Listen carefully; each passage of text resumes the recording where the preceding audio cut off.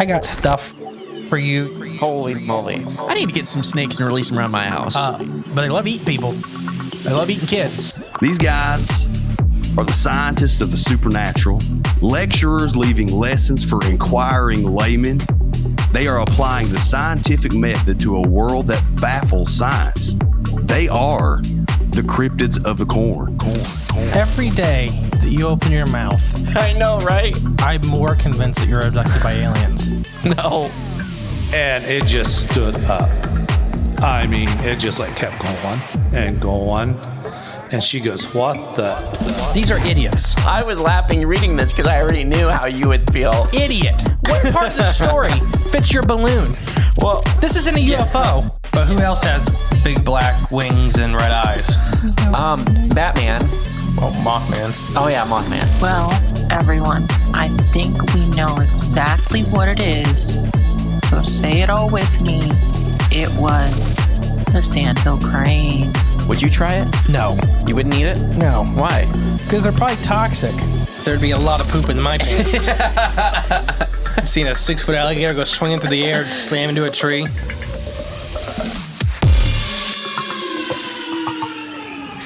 Welcome back Are you all to right? Cryptids of the Corn podcast. I am the great and powerful mystery. I'm J-Clone31. I just punched myself so hard. Yeah, you smacked yourself silly because there was a huge friggin' spider crawling down your head And, as the song was playing. and he's just like, There's a spider. And you're like, where is it? Let me hit it. Duh. it was big enough I felt it with my hand. It's huge. It was one of them yellow. It had yellow on it. Yeah, What- it's huge. What are those called? Corn spider? Or is that No, that's not a corn spider. It's not a corn spider. No, those are like 4 inches across. Oh, okay. Those are the massive ones. That's when I sent you a picture of them one day, right? Yeah. In our garden? Yeah, they're hand-sized. Yeah. Those are pretty cool. Oh, gosh. Welcome to Cryptids of the Corn podcast. Welcome. You just missed the big spider in the studio. The big spider. I have a nasty headache. Well, you just smacked yourself in the face. Because I didn't realize how big it was until I seen it just for a second. It's And then I'm like, oh, that's big. a big spider. I wasn't joking. I thought it was your hair until it started crawling back up. It really have a headache. Welcome to the monsters that made us. Wow. Do you know what this episode's kind of about? I don't know. That sounds like something like from a show or something. Kinda, maybe, no. Monsters of the Not really. Midway or something. Monsters of the Midway. Isn't that something? I have no idea. Oh, okay. It sounds like a baseball reference. Yeah, it does, doesn't it? Yep. No. So before we get rock and rolling into that, I got some new reviews. So this is from Magnum. Okay. Gawk. Okay. I just don't want to say anything bad. The title is Just Listen. The duo is fantastic, full of great information and fun to listen to. I love it when they get into the really obscure cryptids that really rarely get covered. Well, thank you. We appreciate that. true. That's what we really love doing. Is some of the don't get me wrong, we love Bigfoot and Dogman, but There's local stories. There's so many other cryptids out there that are so interesting. Next one's from Joseph V. 1989. Funny and fun. I've been listening to these guys ever since I found them in Hillbilly Horror Stories, and you are one of my favorites. I'm a huge monster movie guy, so it's right up my alley. Both of you are very funny and kind and my kind of people. Would love some more creature feature kind of episodes. Thank you for making me laugh and work and helping my day go by quicker. Well, thank you. And we have That's super nice. Appreciate that. Yeah, we have some creature features like scheduled for later on in the season. Ooh, so stay tuned. Like I think we have some that have been on the list forever. Wait, I think Monsters of the Midway was like a movie thing. I have no Wasn't it? idea. And he just referenced monster movies. I have a headache. Well, that's not how you kill spiders, right? Smacking yourself. Hey, it works. Is it dead? It is dead. It's still on the floor. It's It's in parts. 2 pieces. Yeah. I've never seen a spider break into 2 pieces from hitting it. Me either. I think you split it on your glasses. Oh, that could have been. Some new Patreon members. First, we got Corn Shirt. Corn Shirt made it. Then we have Scarlet F. Angle, Thank you, Scarlett. Welcome to the cult. Dylan Hawkins, Dylan, you son of a welcome to the show. and Parson Salone. Parson, welcome. Well, and I think Corn Shirt was Spencer or Asher, one of the two. Spencer, it's Spencer. Spencer. Actually, I think we gave him a shout out last week, and I just got confused. Oh, okay. Because I think we had this exact conversation. A cable just touched my hand. Now I'm all about. Spiders and Yes. whatnot. Corn Shirt. corn shirt. If you came to the Hot Bigfoot Jamboree at the VIP dinner, You would know. you would know we were all screaming. Screaming corn shirt. Oh, gosh. All right. So that's it. The book. So as of recording this, the book is pretty much finished. It should be going to get printed in the next couple days. It's super exciting. Thank you, Alex, for doing the edit on that. And she's our first like freelancer that we, like, besides maybe Pear, because we've always bought art from Pear. Yeah. So kind of our first like actual freelancer outside of the art world. Yeah, I'd say so. Yeah, hiring people to do stuff. That's right. Even though she did it for free. But the next one, I'm paying her. Right. Welcome, Alex. Thank you. Thank you, Alex. Okay, my last little thing is Crypticon, when this comes out, should be in like a couple weeks. So that's where you can get the book. If you want it signed, you can get it there. All that fun stuff. Crypticon, this is like, they're moving the date on Crypticon. Mm-hmm. And it's Fair Week, my Fair Week. Next 2025. 2025, next year. So we'll still be there in some capacity, but it won't be like how we've been doing Crypticon like the last 3 or 4 years. Right. It'll be a little different. So if you're coming to Crypticon, get ready for a party. This year. In a couple weeks. Saturday. Saturday's the big party day because we'll probably have the girls. So we'll make it a point to Saturday is the big party day. You get to see the girls. You get to see my dad. Yeah, I forgot your dad's coming. That's Yeah. exciting. Hopefully he'll babysit Saturday. I'm sure he will to some capacity. If we put him to bed, they'll sleep for the whole night. Just make sure nobody steals them. Yeah. Well, that's if he wants to go to bed. That's the issue. Yeah, which I don't know. I don't know either. But yeah, so all that fun, exciting stuff. Hopefully if our room's on the ground floor, we'll just hang out outside the room. Oh, I hope so. Like we'll just do that. What do you mean? Because the hotel's super weird. It is. It's a so weird some layout. of them have balconies, some of them don't. Some of them are like on the ground floor where you can be outside, and like some of them aren't. In the hallway? That are like outside the building. Oh, okay. Oh, okay. Now I understand. Okay, like outside your back door in the room. Oh, okay. And we'll hang out with everybody. But if you're coming, let us know. We always try to do hangout stuff for our listeners. We have a lot of fun. If you've never been to a Crypticon, I think our record's like 40-something people that we had that one time. In the bar? In the bar. We were the bar. The Cryptids of Corn crew was the whole bar. That's true. But please let us know you're coming. So I normally create like group chats and be like, hey, here's where we're going to be, what time, that kind of stuff. That way nobody gets left out. So right. let us know you're coming. All are included. Yeah, we love everybody come out and have some fun. Another call out for the hometown legend stuff. If you have hometown urban legends, hometown cryptids, hometown hauntings, the witch's house, any of that stuff, pretty much all of it, please email us and start a conversation with me. It's for a special project. And that's it. You ready to get into monsters? Oh, we took too long to get started. Why? It's 8 minutes. Oh, they don't like that, do they? Some people don't. But That's it's fine. all right. It's whatever. Right. Yeah, monsters of what'd you say? Monsters that made us. Yeah. So this is an episode I want to do for a while, and I actually cut back on it. You're not talking about my dad, are you?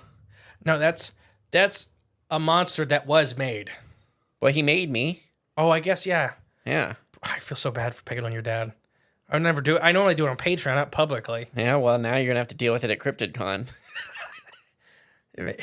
Anybody didn't know, Jay's dad has burns. Yeah. Like over a big portion of, especially his like face, head Mostly area. his face, half his face, which he's grown his goatee out. I seen. Yeah, my mom's like, is that oil? She thought oil or dirt on his face. And now that's half my mustache. So I want to do this as some of these animals. These are all animals, right? And I think all of these have made it into modern day. But these have really, really high importance to people, humans across the world. I have 4, and they're all from 4 different continents. I may do the rest of the continents later. I was just getting to be too big an episode with how much. So you're going to have a lot of science and then a lot of cryptid sightings in comparison with these guys. Ooh, my 2 favorite things. And we have a brand new monster to the show. It's been a while since we've added a new guy into the roster. Uh-oh. So, you ready to get started? Yeah. Who do you think's the first one? It's the one we talk about all Bigfoot. the time. No, of a prehistoric animal that was with people. Oh. One of the monsters that made us. Gotcha. Let's see here. Giant ground sloth. A really good guess. Okay. He may appear later in the list. Oh, shoot. Short-faced bears. Oh, there we go. Yes, that is a significant animal. Yeah, oh my gosh. These guys shaped so much of America, not just for people. We're going to talk about other animals Okay. that they've had dramatic impacts on. The biggest bear ever, as far as we know, the short-faced bear, the cave bear. It's the same animal.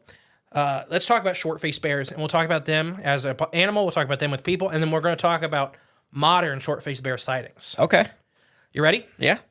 So let's dive into the world of short-faced bears and their size comparisons, behaviors, and geological locations that deal with humans. You remember how big these things are when they're standing up? So I'm going to guess. I don't remember. I'm basing it off the one outside of Cabela's, that big statue. That's not... they're not that big. That's like 25 feet tall. Oh, okay. That's an elephant-sized bear, Well, that's which these huge. aren't far off. I'm guessing like, I don't know, 14, 15 feet on their when they're stood up. When they're stood up, right. So most scientists are, with the skeletal remains we have, pretty much top mount at like 13 feet tall. Standing up? Yeah. So what would that be on all fours? Like foot to shoulder, I guess. 5.5, 6 foot tall at the shoulder. That's still pretty big. It's way bigger than any bear alive today. Is it really? Yeah. Oh, yeah. How big are like brown bear on average? So the Kodiaks, we're going to bring up Kodiaks later, one of the biggest brown bears on the planet. Brown bears are a big group of many subspecies of bear. Okay, and Kodiak's like the biggest one of them? Kodiak's one of the bigger ones. Adirondack, like there's several bear species inside the brown bear family that are just massive. Okay. And then the other ones, they top out at like 800 pounds. But none of them 700 pounds. reach the short-faced bear no. size. Okay. So most scientists estimate these guys maxing out around that 12 to 13 feet tall and 2,500 to 3,000 pounds. Woo-hoo-hoo. That's a little heavier than most rhinos. Do you think any Russians could wrestle them? No. Not these ones, okay. No, I mean, they would literally swipe you and destroy you. And they're not really built like other bears.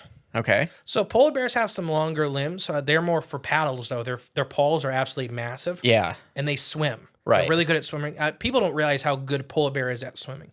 They're really, really amazing. They catch beluga whales. That's insane. They catch a whale. And polar bears are also a very, very impressive animal. These guys are bigger. Right. And probably more impressive. You'll know how good they are at swimming when you see one jump off that sheet of ice, come swimming toward When you. they disappear under the water for like 10 minutes and Like- then they're like next to you, that's one of the most terrifying things. Yeah. But these guys had super nomadic lifestyles.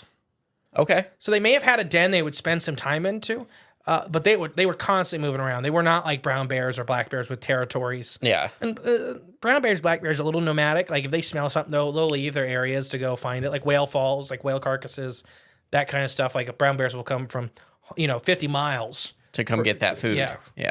But- and nomadic being like they travel. They a like lot. to travel a lot. There you go. That's their lifestyle.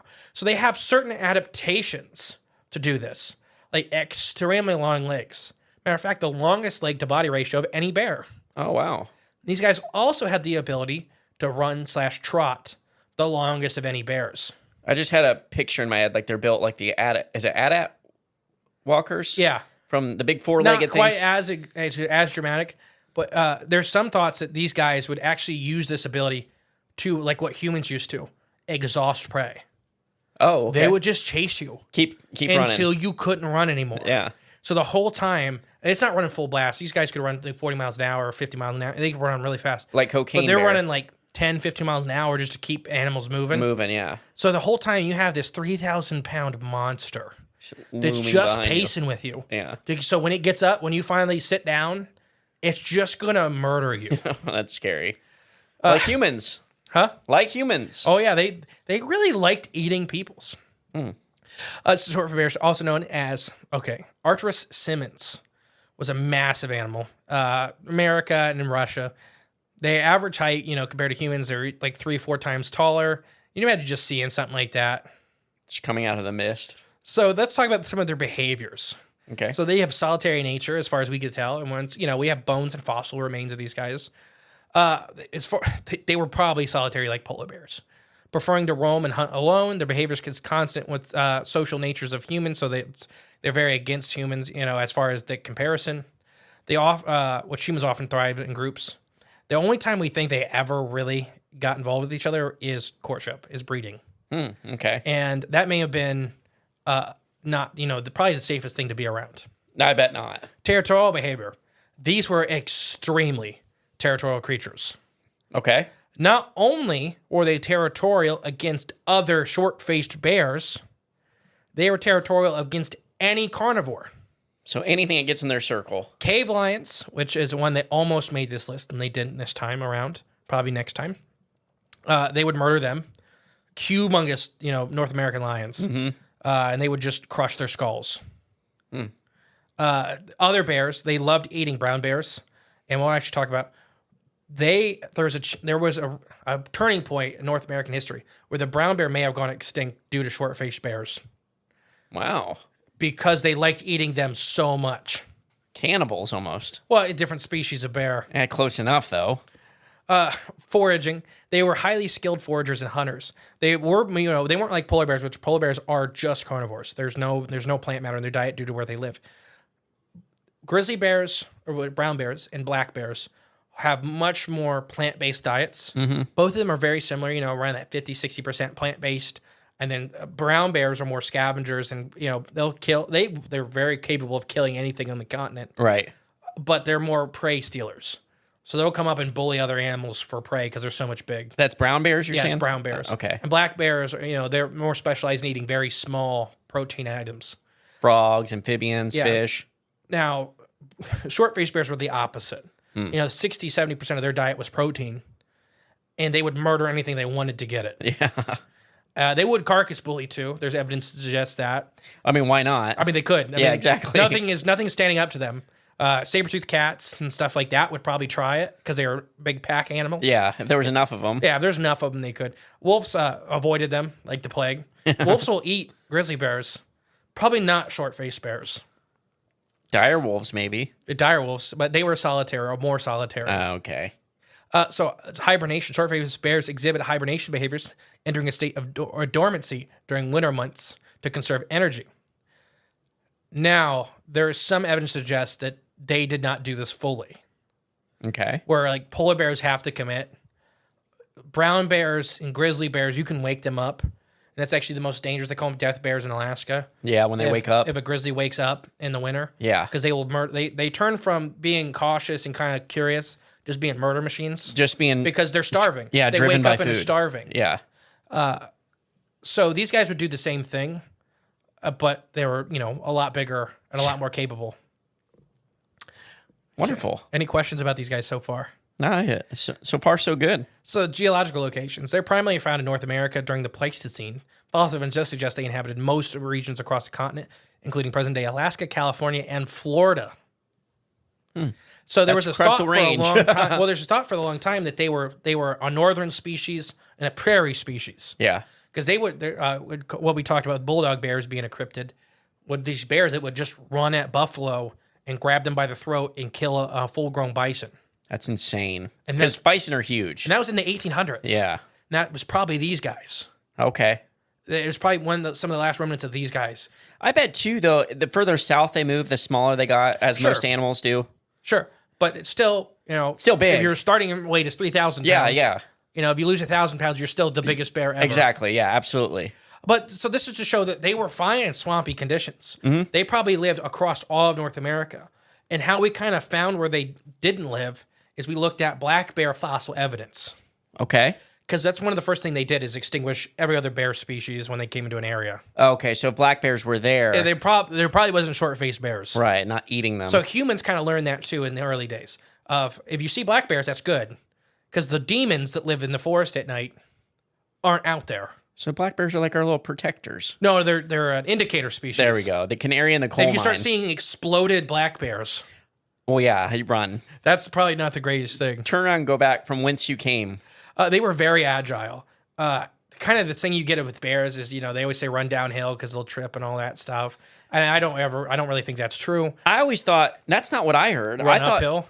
I heard you run downhill because they're just as fast. They can only run one speed at top speed, uphill or downhill. That's what I heard. It's not true. So if you run downhill, you can run faster, but they can't. They can only maintain a certain speed. That's what I always heard. So we always heard it that they would trip because their front legs are longer than their back legs, which is true. Okay. But their back is also sloped for that. So it doesn't matter. Okay. It's not like us. Our back's not designed for it. Right, yeah. We think they would run about 40 to 45 miles per hour. Oh my gosh. You're not outrunning that. No Short burst. They could run an average speed of 15 miles an hour for long distances. And so we're not doing that either. I mean, some people can, maybe. At that time, but humans probably could do it. yeah, The probably. people Modern that were man. living there, yeah. Modern man, no. So they're unique anatomy. They had really flat faces compared to modern, and they had an extremely wide field of vision, with their eyes almost being more frontward facing, Like a cave goat? like a cave goat. Except they had the teeth to match it, Oh. and they had an extreme sense of smell. Their long limbs and large paws enabled them to cover extremely vast distances in search of food. They were just extreme hunters. Don't, maybe I'm wrong. I don't know where I picked this up, but don't bears generally have like one of the stronger olfactory nerves, like senses? Yeah. Bears are pretty good at smelling. Yeah. And these are even extraordinary for bears. Right, yeah, exactly. So Their nasal cavity was so much bigger. huge, yeah. Yeah. Their extinction is a mystery. Like many of these animals that you'll hear on this list today, they probably aren't extinct, at Probably least fully. So the extinction rates in the short-faced bears remain subject to scientific debate. The factors they think is climate change and humans. Yeah. Yeah, definitely humans. So let's talk about humans interacting. Short-faced bear caves. We found some of these caves that are the two animals we find full of the short-faced bear dens, the prey animals. They really liked eating people, and they really liked eating bears. Okay. So they were literally, imagine you just found this cave, right? All of the bones are grizzly bear bones and human skulls that are crushed. Right, yeah. What do you think's in there? That's a dragon. Yeah, something. That's a demon that's Yeah. living in this mountain. So they were on the land bridge both times the land bridge formed. The earlier time, they were in much higher numbers. Mm-hmm.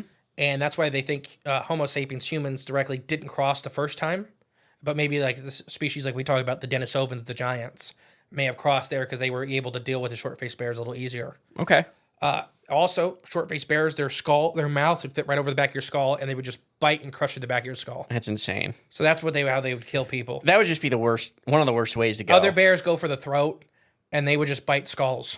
It's like good. Their jaw, the way that their jaws, that's why they have that weird-looking face, is bears in general have extremely strong bite pressures. Short-faced bears are even more dramatically so. I need to look one up now. Are they similar to like my dog, Chow's face? Yeah, imagine Chow's head. like they literally called it bulldog bears. Yeah, So imagine like a dog, a flat-faced dog which had these extreme bite muscles. which Chow's are built exactly like that. So they're like that brings us up to their competition with other bears. Black bears inhabit most of North America since the middle of the Pleistocene. And basically at this time, despite this generally speaking large fossil remains of these groups, they've seen reduction in numbers once short-faced bears got here. Okay. And they would just love eating them. Gosh, these things are so big. I'm looking up pictures of them right now. They're just gigantic. Some of the only bears that seem to really be able to kind of stand their ground against these are some of the Vancouver Island bears, like we're talking about Kodiaks. Okay. So the Kodiaks, as the invasion of like the giant short-faced bears came in, not saying that they wouldn't win on a one-on-one fight, but it was getting to be too much trouble For them to pursue it, yeah. Yeah. Well, I think that's why all the Kodiaks retreated to that island to reinforce themselves against the short-faced bear. Grizzlies can just get that big, and it's probably because of the food sources. Yeah, I'm massive just salmon runs. I like to pretend it's the short-faced bear So issue. the Clovis people, these are the monsters of the night. These are the things that go bump out there. That why humans are inherently scared of the dark. What, the Clovis people? No, the monsters that the Clovis people had to deal with. Yeah. These things, like imagine Clovis people, though. you've seen a short-faced bear. You've seen it like rips a guy's head off or whatever. Yeah. And you hear a stick crack at night. Yeah, if it's that thing coming. Well, you don't know, right? You No, don't know. But that's the thing. Like, is it a deer or is it a 2,500-pound murder monster? Yeah. So humans, the early days, had a lot of trouble dealing with these. And then, like I said, they survived both mass extinctions in the Ice Age. So most of those animals, what's weird is most of the animals that survived both those live in the modern day. Yeah. These guys went extinct like 10,000 years ago, 11,000 years ago. Well, I mean, that explains a lot, too, of the way even like settlers or pioneers used to build their own cabins and stuff to protect their family. Like, they would build the lofts, like, where you'd sleep. And, like, you have to go outside, climb a ladder, go through it like a chute, like a hole in the wall that's reinforced and closed with a door. And that's the only way in and out of that one room. Because there was monsters out there. Short-faced bear that would literally just flatten into your house and destroy everything. So we start seeing around 15,000 years ago, brown bears and black bears making a big jump. So we think this is a reduction in the short-faced bear populations. Okay. So they're still there. Their species is still healthy, but we think they were starting to have a reduction in population, and we actually believe it was humans doing this. So humans flipped the script. Hunting them? Yeah. So this was all theory up until we found the Luddick Lake landmark in Texas. There was not only one, but several deceased short-faced bears that were in the process of being processed, being butchered. Okay. And they were looking like they were actually had tools made out of these guys, mammoth bones and these guys.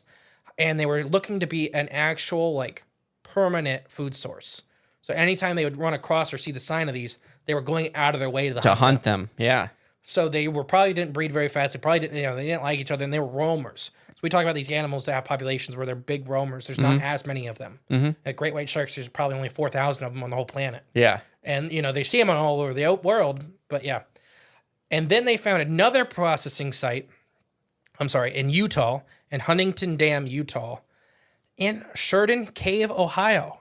In Ohio? Yeah. Wow. So they found the remains of these in Clovis people and other Paleo-Indian artifacts that were actually butchering short-faced bears at this time. Wow. So around that 11,000 year mark, it looked, humans flipped the script and really started hunting out their predators.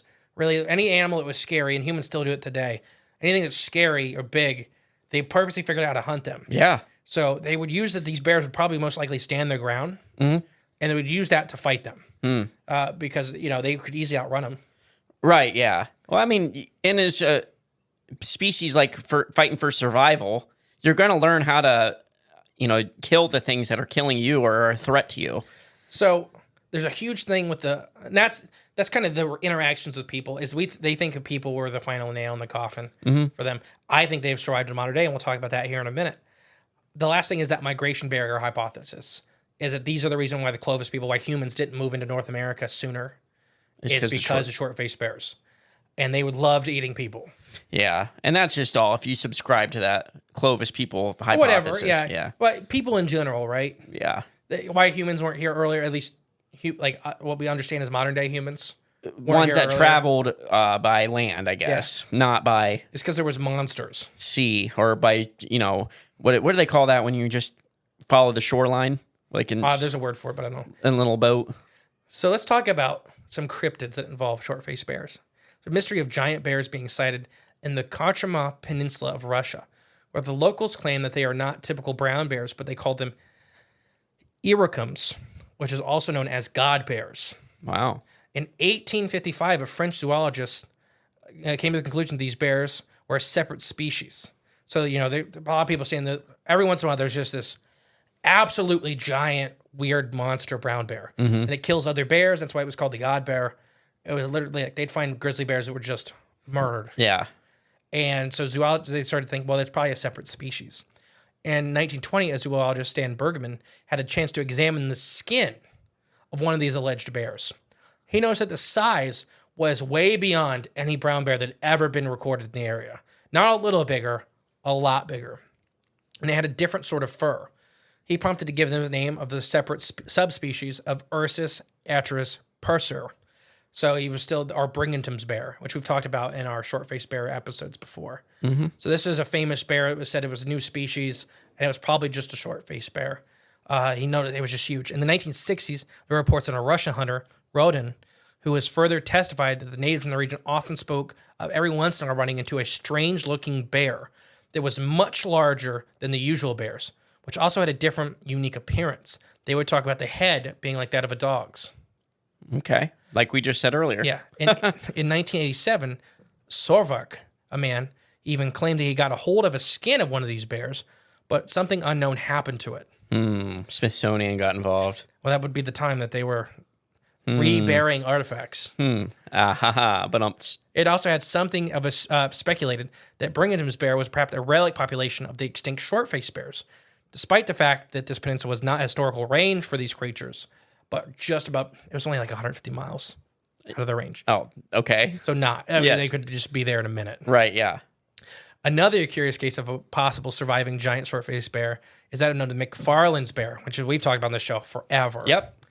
In 1896, a naturalist, Roderick McFarlane, brought an extremely unusual hide and skull of sorts of a mystery bear that had been killed by an Inuit hunter that was staying in Fort Artisans, Canada, in the Northwest Territories. The skin was very unusual as it had a yellowish hair, and the skull was that of somewhat misshapen. Particularly, the front tooth formation was not typical of any normal bears. The Inuit people explained that the hide and the skull were from a type of massive bear not like the others.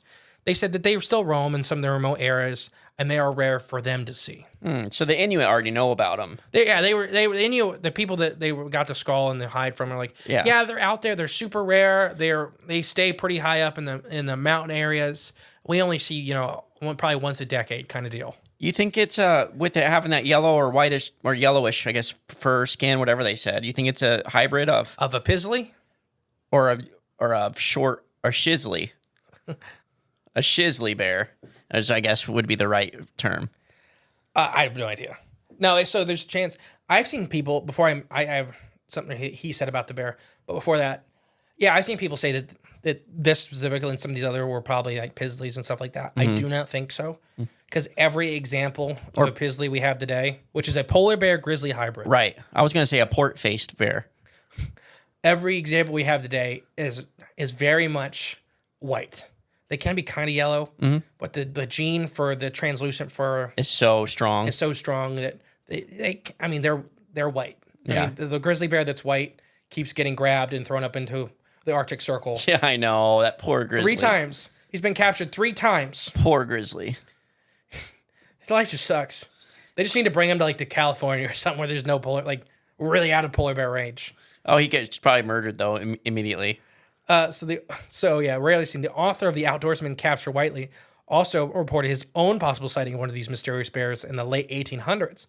He described it as thus: this particular bear seemed to cross between a grizzly and a polar, and has a particularity. The hind claws are as big as the front claws, while the head looks somewhat like that of an Eskimo's dog. Very broad in a forehead. It's square, a long muzzle, but the head is very much like that of a big, heavy dog. Okay. It is very wide at the shoulders. The robe of colors resembles more of that of a grizzly. So he was just, I don't know why he said it was a hybrid. Nothing about that seems hybrid. He's describing this almost bulldog or, this heavy, like a Rottweiler head. Okay. On this humongous bear. Well, wouldn't you just think it's just a short-faced bear? Or that's kind of before short. These are people that were out there. They didn't know what short-faced bear was. Gotcha. Okay. Understood. So they're describing it. They know what a polar bear is and they know what a grizzly bear is. Okay. The 2 monsters that are still out there. Okay. But yeah. So not quite knowing what to do with the strange skin, McFarlane sent it to the Smithsonian. Yes. So if you don't know what happened to the Smithsonian, there's plenty of stories with this. McFarlane sent it to the Smithsonian to get ID'd.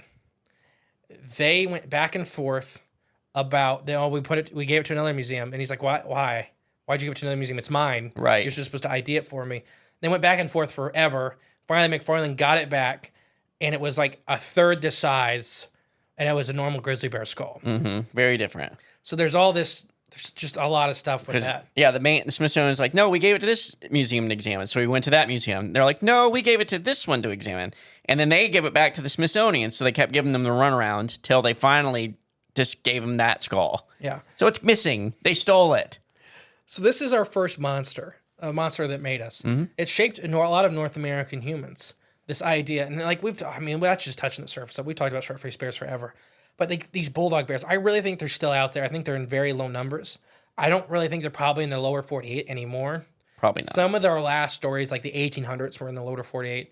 Literally, guys on the prairie seeing these long-legged bears. They call bulldog bears or boogie bears, or like even, I think it was like booger dogs was one something of them, like that. Weird. Where they would kill cattle and bison by just grabbing their throat and crushing. That's insane. I don't think a grizzly bear could kill a bison, but that's still a hard work. Bison are, bigger than grizzlies. They're gigantic. An adult bison, a big bison is 2,000 pounds. Not something to play with. Like that guy in the field teasing one. Just another guy just got gored. Another one? Yeah, just got gored like 2 days ago. I was recording this. What are people thinking? And you can hear in the back of the camera a guy saying, "Don't do that. Yeah. It's not a pet. 2,000-pound animal is going to launch you." And he touched it. Yeah. And it just turned and I think he went right between the horns. Oh, so he got lucky. Yeah. Yeah. She just got thrown. So what do you think about short-faced bears? Do you think they're still out there? I do in some capacity. Either whether they're still there or they've been bred out of existence. Now, that's another chance that what we're talking about, these sightings, could be short-faced bear, grizzly bear hybrids. Mm-hmm. It's really hard. I go back and forth on that. Probably the first time we did this episode, that's what I would have said.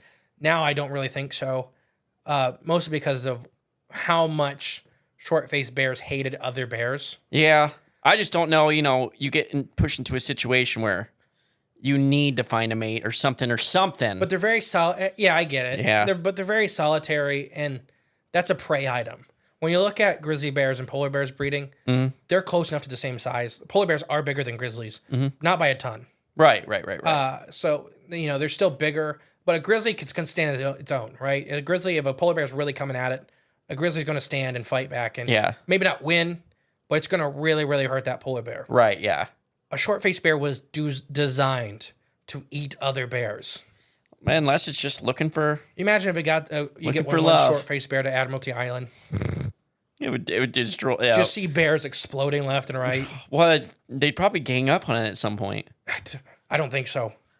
They go bears... Grizzly bears don't like other grizzly bears. No, but they'll go to there's some secret council. The number one predator of grizzly bear cubs is grizzly bears. Right, yeah. Yeah, that's true.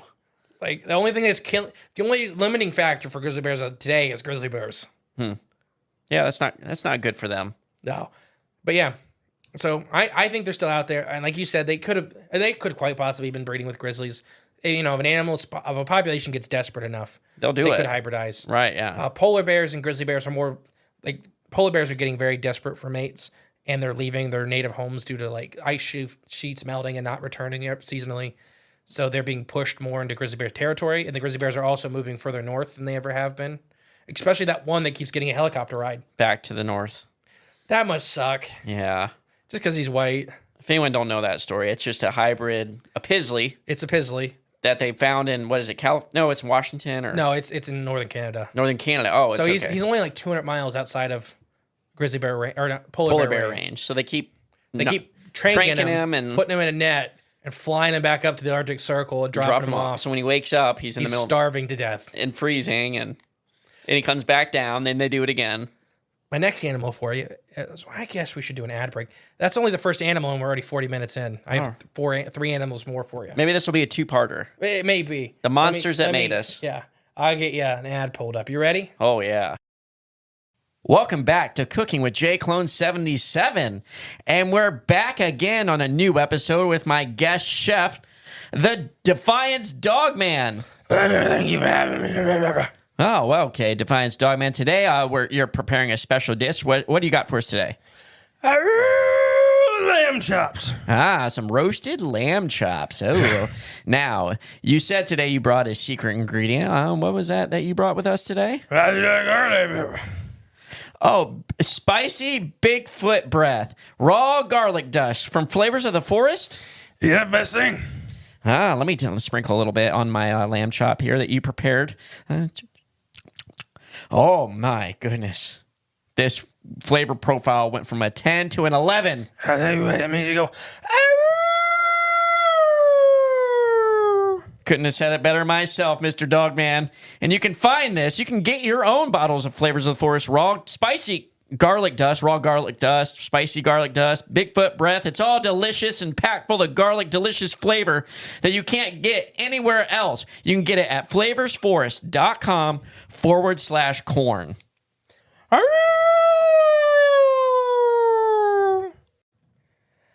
And we're back. So this next animal is, I'm pretty certain the first time we've ever at least seriously talked about it on the show. Okay. The type of animal. Okay. Homotherium. Homotherium. Is it related to rhinos? That's a good guess, because therium is normally that is like a scientific name for like large mammals. Okay. Like Megatherium is the giant ground sloth. What I thought of was Paraceratherium. Paraceratherium. Yeah. The giant rhino. Yeah. So that's a good guess. No, it's not. Okay, so it's just mega fauna. Yeah, it's not even really a megafauna.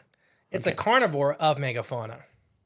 something that eats megafauna. So what do you think, out of all of the prehistoric Ice Age mammals, what do you think was one of the scariest ones people dealt with? Obviously, the short-faced bear was terrifying. Right. But once you got out of their territory, and humans turned the script on them pretty quick. I'd imagine like a mammoth or something. Or Oh, a you've heard mastodon. before. Yeah. For most dangerous or scariest? Yeah. Yeah, I would say something like that. Think about fierce intelligence. Ooh, okay. Fierce intelligence. I don't know. What continent we The talking? mega big cats. Oh, okay, like a big saber tooth. So, do you know the difference between a saber-toothed cat and a saber-toothed tiger? I guess I never really thought about it, no. There is a difference. So, saber-toothed cat is a super arching family. So that's a thing. Those are two separate things? Kind of. Okay. It's like turtles and tortoises. Oh, okay, gotcha. A saber-toothed cat is a group, a major overarching biological group. Okay. Of many different species of cat. And the saber-toothed tiger falls within normally that? it's like one of 3 species. When you say saber-toothed tiger, most time you're talking about Smilodon. Okay. That's the big, oversized, super dramatic canines. Yes. They all had pretty big canine teeth. Like that's what makes the family remarkable. Right, Is these sabers. But from the movie Ice Age, that's what you think of. Diego is as a Smilodon. Yeah. Is he super sized? Uh-huh. So Homotherium is an African European species. These guys Of cat? of saber-toothed cat. Okay, gotcha. And they had wicked. They're an extinct genus of sickle-toothed cat, belonging to the extinct subfamily Microdontiidae, which just means really big teeth, from North America, South America, Eurasia, and Africa. So these guys, this group of cats, conquered the world. So when you're looking at Smilodon, is like the North American, South American guy. Okay. This is like one of the more famous European, African ones. Okay. So I really want to, like, when you think of saber-toothed cats, why humans have such a strong proclivity to big cats is because they were one of our apex predators across the board. Oh, for sure. Some of the other guys we're going to talk about a little bit are more continent specific. Uh-huh.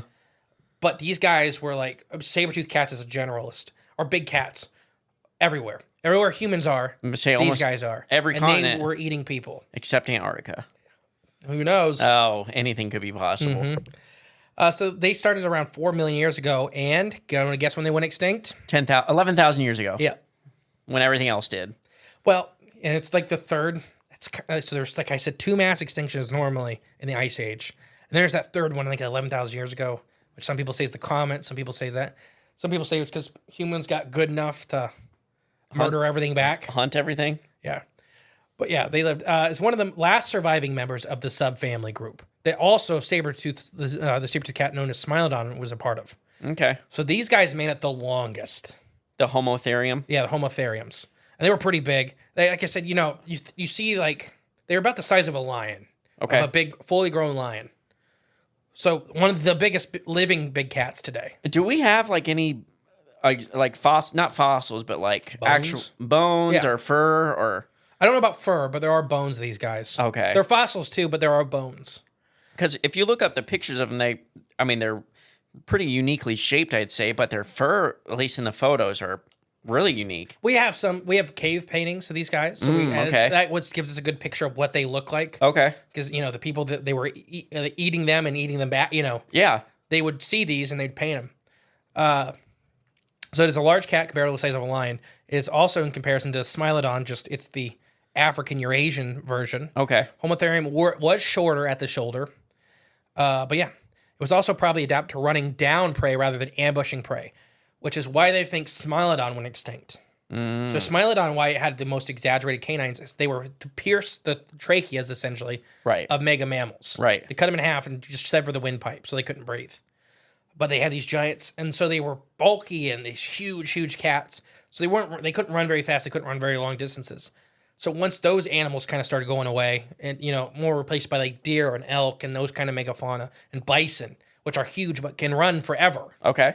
It was harder for the Smilodons to kind of keep up with those prey items, and then things like humans and other predators moving in were kind of like the final nails. Yep. Pushed them over the edge. So that's why they went extinct much earlier than something like Homotherium. Right. Because they were more designed, they had big canines too, but nothing like Smilodon. But they were more designed to run down prey, and they were better at it. Okay. So they could adapt the thing. With the changes. Yeah. So they were, first discovered by Richard Owen, and kind of labeled them as a different species. They've been relabeled many times.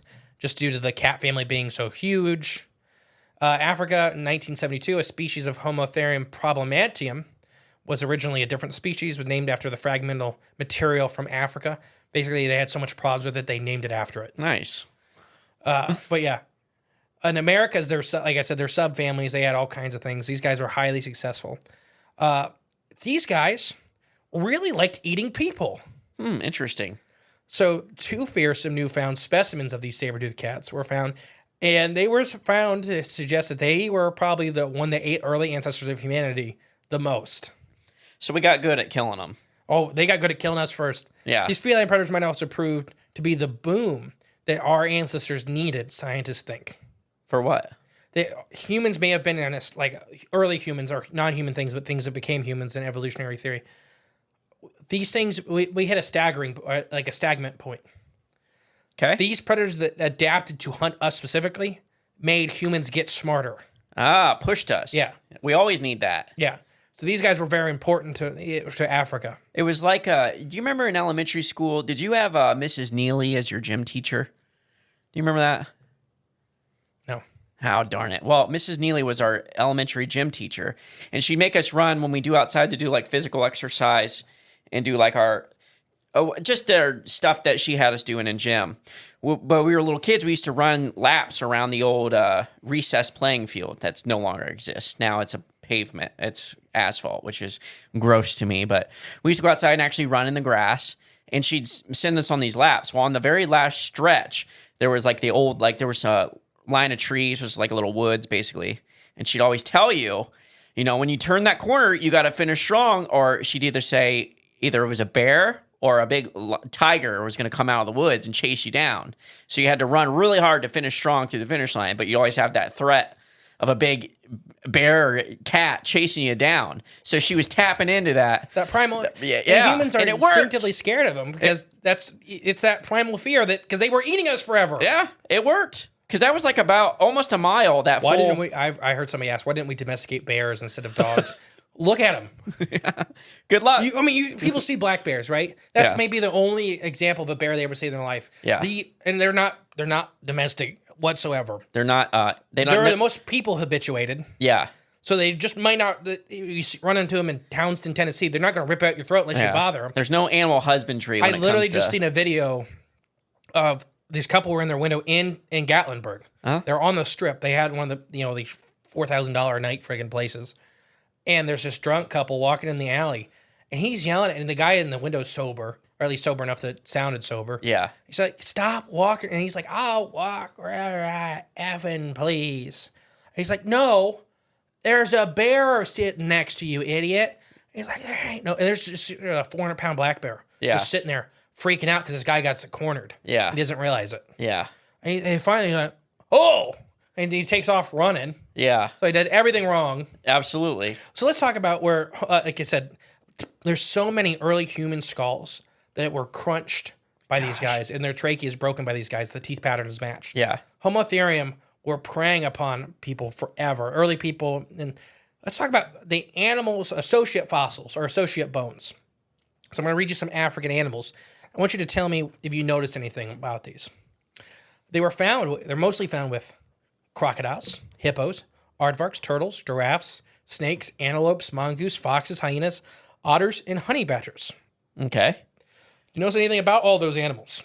They're smaller than a Homotherium? Oh, no, I said hippos and giraffes. Okay, I guess I left them out. They're still alive today. Right? They survived every mass extinction with these guys. Oh, okay. Understood. Yeah. So when the other big cats were going extinct, the other sabers were going extinct, these guys survived right along with everything else. Right. So their associate group of animals survived into modern day. So it makes sense that they survived into modern day. You would think so, yeah. I mean, that's just from looking at it, yes. Say the only way they didn't is if humans actively, hunted them to extinction. That'd be the only reason why they wouldn't still be here. So they believe the Homotherium went extinct in Europe about 300,000 years ago. But there's a new study that just came out that was suggesting that they only went extinct 11,000 years ago in Europe. In Europe. Because, Europe pushed out, there was many mass extinctions in Europe. They pushed out the hyenas and everything much Right, earlier. yeah. But it now looks like it survived the same amount of time in Europe as it did in Africa. Interesting. So these may be some of the monsters of European folklore. Could Some be. of these really big cats. These Crushing your head? Talking about the Beach Jevodon, like literally biting the back of humans' heads off. We talked about hyenas doing that. Yeah. These guys did it too. Because they were so much overpowered. Ooh, what if like Jack the Ripper was actually just a homotherium? In London? Yeah. I don't know about being in downtown London. Grabbing people and just pulling them into a hole somewhere? All right, let's talk about a cryptid now. Ooh, okay. One cryptid that seems like could be a possibility relative of homotherium, if not itself, is the Induan or plateau tiger. So Ennedi. Ennedi? Yeah. Indui? Entity? Ennedi? Entity is what I would say. Ennedi. So the Ennedi tiger. It's in Chad, Africa, which is where homotherium was there in Chad, Africa. You know, that's one of the areas they were in. The natives in the area have long told of two distinct large cat-like creatures that inhabit the mountains of nearby, which they call them Hijim, Gossagum, and Vasco. Or another, you know, they have different names wherever you're going. Another area prefers, so that's the one that lives in the mountains. The other one prefers the water, which is the Moranugan, the Mananuan, or the Delhi, are kind of their local names for these creatures. Okay. Collectively, they're often referred to as the Induan tigers. Keep in mind, Africa had tigers, normal tigers. So they're distinctly giving them a separate name. I don't know about Chad having normal tigers. Oh, okay. In relatively recent history, but Africa did have tigers. Mm-hmm. These beasts are described as being much larger than any lions in the area or any other extinct big cat. They're covered with thick, dark red or reddish brown fur, which exhibits a large black or black and white stripes and a mane. But the mane runs right down the spine. Like a hyena. Yeah, which is more accustomed to saber-toothed cats. That's where they had their mane. Okay. They had a big ridge of hair down their back. Like a hyena, very similar to a hyena. Most interesting, the creature is said to have sport two very long, sharp front fangs, these canines. They are often described as being almost walrus-like. Now, like I said, homotherium had some pretty large ones, but nothing like Smilodons. Some people say they're 60 inches. Most reports say that which would be more... Smilodon. Way bigger than Smilodon. Yeah, 60 way inches bigger. is huge. But most people report them as like being 6 to 8 inches long, which would be right in that homotherium, because most of it is in the mouth. Inside, yeah. And they would just point at the bottom of the jaw, which is huge teeth. Gosh, 60 inches would be like those... What is it, those boars? Way bigger than like a T-Rex. What are those animals that have like their teeth are actually coming through like the It's top that of their pig. mouth? I can't think of the name of it. Something nuts. It sounds very much like a saber-toothed cat. And indeed, the natives are shown pictures of these creatures in the books, and they said, yeah, that's what they are. Wrong color, but right thing. Yeah. Because most of the saber-tooths you see and artist depictions are tan. And they're like, no, they're red. They're red, and sometimes they have stripes, sometimes they don't. But yeah, so they were talking about these saber-toothed bats. As far as being merely an elusive mystery creature known to the natives in the region, the Induan tiger has been spotted by outsiders on occasion as well. In 1910, a rather dramatic account from a group of French missionaries who were traveling up the Bangagai River said when they were pounced upon by a massive cat with large protruding fangs, which apparently leapt right out of the water and drug one of the party members in the water like a crocodile, Jeez. submerging and vanishing. That's insane. Do cats do that? Tigers, some species of tigers, Really? and jaguars, They'll actually jaguars. They'll go in the water? They hunt underwater. There's videos of them in like zoos, like actively looking at stuff underwater. Actually, I think I have seen that now that I think about it. Yeah. But So- it's not something you picture with a cat ever. No, because you have this idea cats don't like water, and a lot of cats do like water. Depends on what cat. Yeah. House cats? No. Well, yeah. But that's a very different animal than a big cat. I know. Tigers love water. Really? Tigers have massive water enclosure, like in their enclosures. That's what they like. Yeah, I polar guess bears. that's true. Yeah. Yeah. And jaguars are like water cats. They hunt caiman underwater. Water panthers? There you go. Those are called otters. Oh, okay. No, It's this just is fun. my big belief. Right, yeah. So yeah, so this French missionary group, out of the water, jumped a saber-toothed cat, Grabbed him. grabbed a guy, and pulled him in. And there's a video of that happening with one of the tigers, I think in India, Oh my gosh. where they were hunting this tiger. Yeah. And it got in the water, and it wasn't diving into the water, but swam out, grabbed the guy off the boat, swam him back to shore, and then ate him. That's so scary. That's so scary. Nature's wild.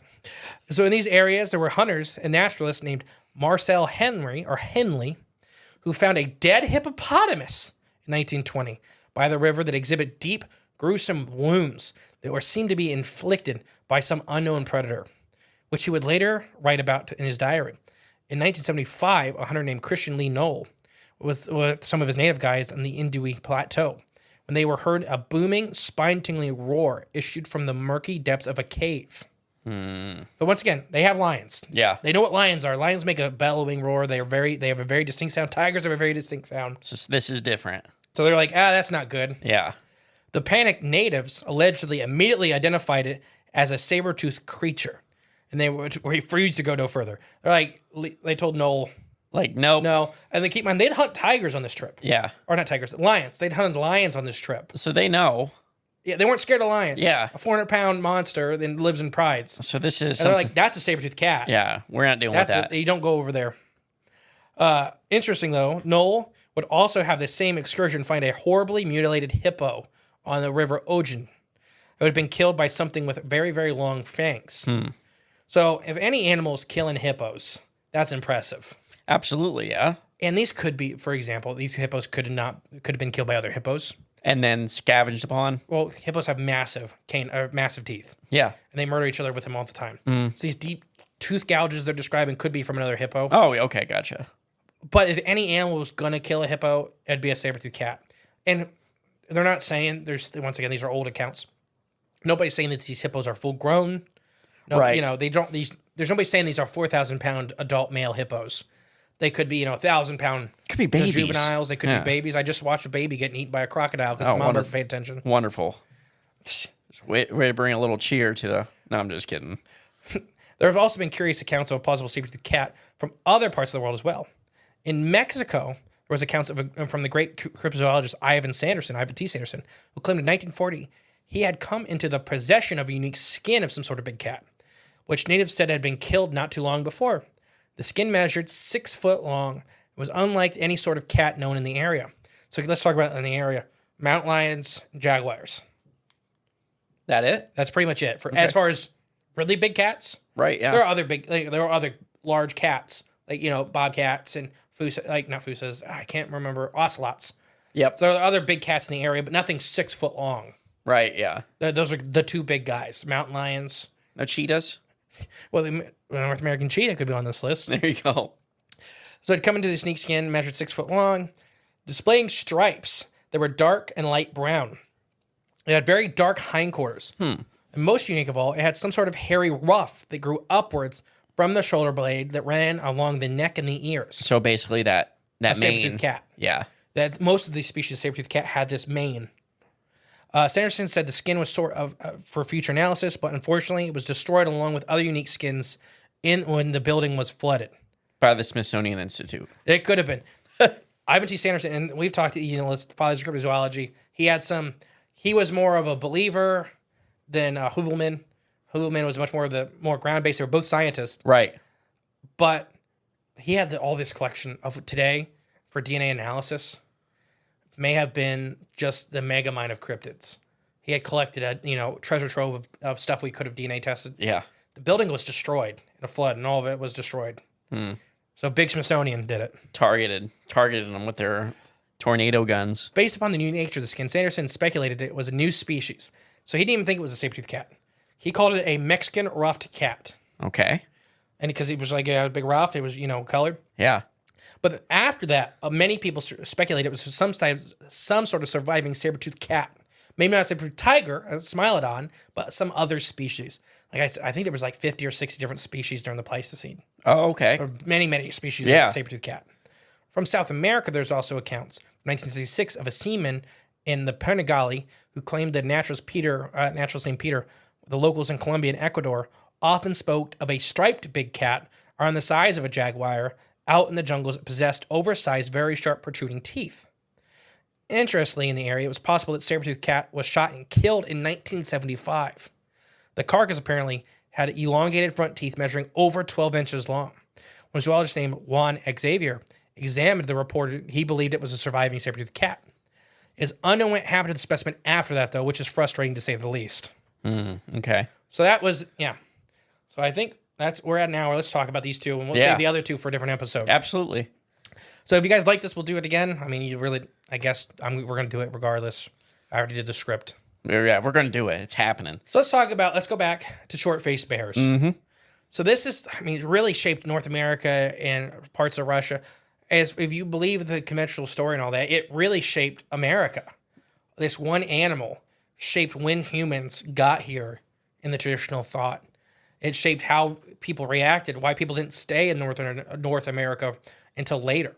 You know, they kind of got in and ran south, and then they went to the parts like these guys were in. They kind of didn't go into Appalachia. That was kind of their wall, but it wasn't. We don't really know why.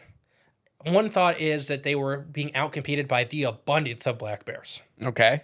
That the extra food source, like I said, 60% of their diet's protein, the other part's vegetation. They may not have been able to get the other part due to the sheer number of black bears. Okay. Because the densest population ever of black bears is in Appalachia. Right, yeah. They're all over North American and Central American continents. But, that's the dense population. And the areas where we didn't see them with grizzly bears is when the grizzly bears were in high density as well. Like, the Kodiaks kind of survived when other populations of brown bear did not. Right. Because they were too much to bother with, and there was already a bunch of them. Too big to bother. Barely. But Yeah. that was a good one. Dad joke. Yeah. So what do you think about short-faced bears? Well, I think it's interesting that there's still like some remnants about them, though. The skull, what's his name? McFarlane skull is still like. I mean, listen to our episode on it. I think it was on. Was it on Patreon or was it a regular episode? I don't remember. So that's in. I don't remember. It was a while ago. That's in Smithsonian's Evil Part 1 or Part 2. Okay. Part 2, I think, is only available on Patreon. I think so too. And that's not because we put it behind a paywall. That's because the stuff we talked about can't really be on the main page. Right, yeah. A little weird. It's got very, very weird very fast. But like that one was always interesting to me, but I didn't know about how we had so many evidence of us like killing and murdering them, like hunting them actively, which is here in Ohio. Right here in Ohio. You know where Chardon, Ohio is, right? Up by Cleveland, I believe. Is it? Okay. I don't know for sure. Look. I think that's pretty interesting, but it goes to show like the mastery of our land that, humans ultimately will take every corner of the world that they're in, just about, excluding maybe some rainforests in Australia. But we take over our land. We take control of it, and killing how big were they? 8 foot tall at the shoulder bear, the murder machine. It's like 6 foot tall at the shoulder. That's pretty impressive. I mean, you imagine seeing, like, people don't get how big some of these animals were. Like a blue whale? Like a blue, nobody can rationalize. People that have seen humpback whales can't rationalize how big a blue whale is. Blue whale is, yeah. It's 8 humpback whales. It's insane. Which is, humpback whale is in the top 10 largest animals on the planet. Yeah. And then they're biggest dwarfed. animal on the planet is 8 times the size of that, yeah. But no, I mean, a grizzly bear is highly impressive. They're highly impressive animals. I really don't think many animals could defeat, like, there's always that joke, a grizzly bear versus a gorilla, who would win. It's the grizzly bear. If my brother's, I don't think he's listening to this, I always say the gorilla because it bothers him. He's like, you're an animal guy and you really think the gorilla would win? Yeah. I said it for years. Yeah. The gorilla would not win. It could. That gorilla would be cut in half. I'm talking like a serious, like, both are mad. Yeah. I don't know. A full-grown adult grizzly bear is going to murder a full-grown silverback. I don't know. I think the gorilla, would grab onto it and... That's what it's going to just snap its leg off. I'm trying to do it to you to see if you would... The tree trunk-sized leg with the 8-inch claws. It might grab its head and twist it right off. Die. Yeah, they're pretty strong. No, so I really think... I don't know if they're still out there today. I do believe there were short-faced bears in the last 100 years. Yeah, modern times, yes. I still think they're there. I still think they're out there. Probably Yukon, Siberia, those kind of areas where the mammoths are. Wherever they're at, there's very, very, very, very, very, very low numbers of humans there. Yeah, you can guarantee it. But when we talked about the bulldog bear, which I think I don't remember if that was on Tony's show or it was on our show. We've done so many episodes now, I can't ever keep it straight. I don't know. But when we talked about the bulldog bears, like, people would see these massive bears run down bison and just throw them to the ground. And that's all they could say is a bulldog bear. That's just insane if you then- really think about it. Like how big that is. And that was in the 1800s, 1900s. Yeah. Like, that was like not that long ago. Anything that can throw a bison Or at least rust one to the ground. is very big and strong. If you guys don't realize how, like, there's a couple videos, and once again, you know, don't let your kids watch it, but there's a couple videos of black bears actively hunting, which they're not great at it. No. With big herbivores. With anything, really. 200-pound deer. Yeah. And they can do it. They have the bite pressure. They have the claws. Like, they can kill. Just not good. They're not effective at it because they don't have practice. Like, that's not a big part of their diet. Right. They eat fawns and stuff like that. That's more like just grab it and run. Right, yeah. But like that video of the one in Tennessee, like fighting with this deer to like the death, and the bear was very hurt at the end of it. So imagine that with a bison, Yeah, no. but it throwing the bison. So look at how much the 300-pound black bear struggled with a 150-pound deer. Yeah. Now, like, what, 3,000-pound bison, maybe more? Let's say 1,500 pounds just to be safe. I don't know. They get big. I'm not saying they don't get big, but who knows how big the one you seen murdering was. Right, yeah. But it's still something a grizzly bear wouldn't do. A polar bear probably wouldn't try it unless it was really hungry.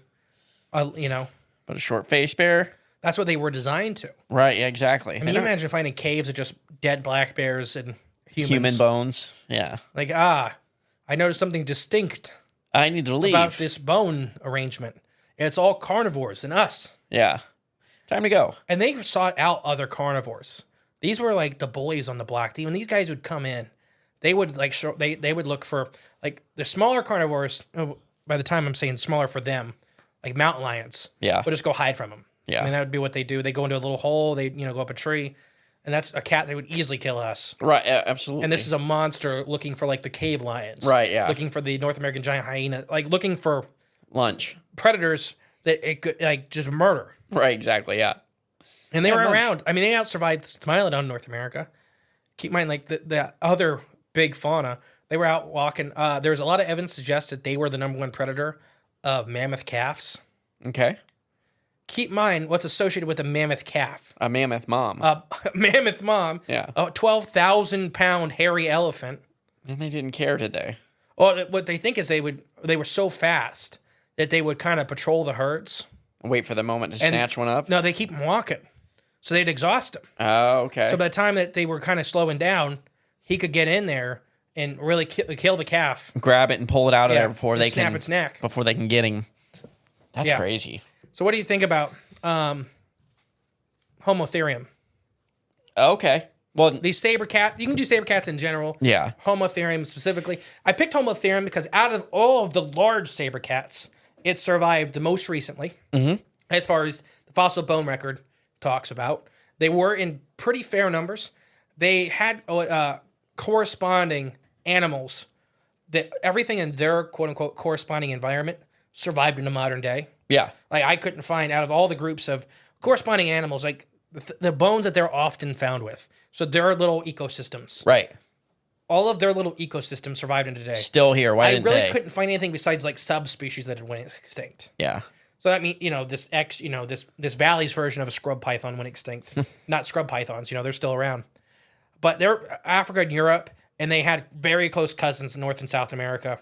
Pretty much they were Asia, North America, Europe, Africa, South America, not Australia. We talked about why not Australia several times. So what do you think about like the Homotherium or big cat, like the saber cat in general? Well, my thought is, I wonder if they're still there, like somewhere in some capacity hiding, just hanging on. So that plateau that we talked about, highly mountainous. The one in a lifted Chad? Yeah. Yeah. It's a lifted plateau. And there are still biologists going there to this day, discovering new, larger species of reptile and stuff. It's very hard to get to. Yeah. And it's full of wildlife. Interesting. Man-eating wildlife. Yeah, tough to navigate, huh? And the Indu tiger, or however you say it, literally, what did I say, 1975? It was in the 1900s, jumped in to a boat and grabbed a priest or a missionary and dragged him into the river and ate him like a crocodile.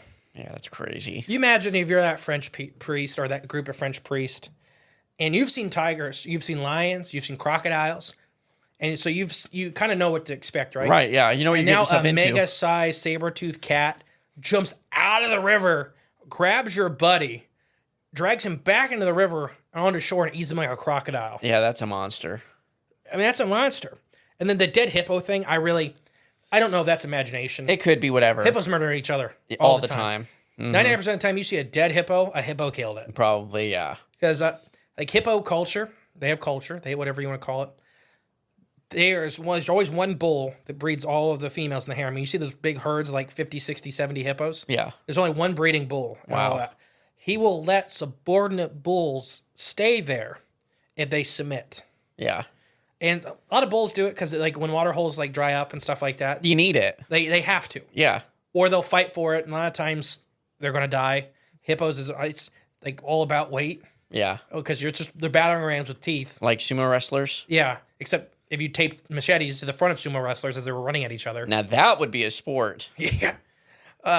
So for these creatures, if they did, let's say, kill a hippo, and I'm not saying they killed a 4,000-pound hippo. Yeah. I'm more likely thinking because they don't make a thing of the weight.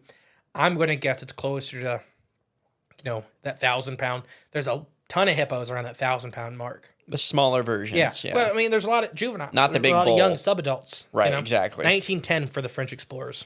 Okay. Or French missionaries. Which is not that long ago. No, 100 years ago, roughly And they 110. seem tiny. And that's the thing we've talked about a lot with this show, is that I hate how some, and it's not most people, how some researchers, some explorers just ignore the natives' testimonies. Mm-hmm. They lived there. They're the ones that know the best. They know what a lion is. Yeah. Like, these dumb natives they think don't they're even just know. describing a lion wrong. Don't even know the animals that have been chasing their ancestors around the past, 4 decades. They don't know. Or 4 or whatever generations. And they're just like, oh, no, we hunt lion. Yeah. That up there in that cave It's different. is not a lion. Yeah, go ahead. Dumb local. You don't know. Let's and then go, you guys. never hear from that explorer again. Yeah. No, so do you think these guys made it into modern day?